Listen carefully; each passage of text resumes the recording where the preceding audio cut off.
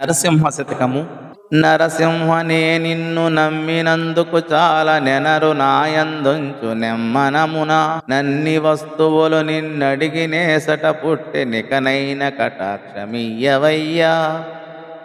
సంతసంబున నన్ను స్వర్గమందేయించు భూమి అందేయించు భోగిసైన నయముగా వైకుంఠ నగరమందేయించు నరకమందేయించు నలిన నాభ ఎచట నన్నుంచినను గాని ఎప్పుడు నిన్ను మరచిపోకుండా నీ నామస్మరణనొసగు భూషణ వికాస శ్రీధర్మపుర నివాస దుష్ట సంహార నరసింహ దురిత దూరా.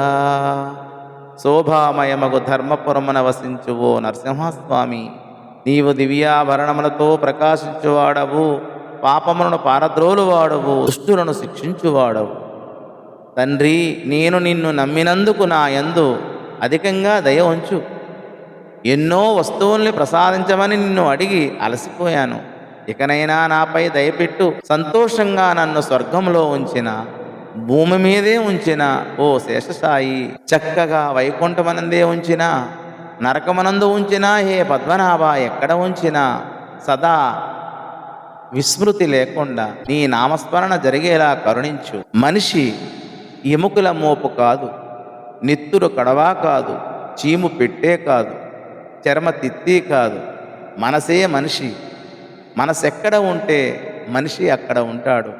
దేహం ఏ దేశంలో ఉండినా మనసు పరమాత్మ స్మరణలో ఉంటే మనిషి పరమాత్మ యందే ఉన్నాడు అని ఈ పద్య భావం.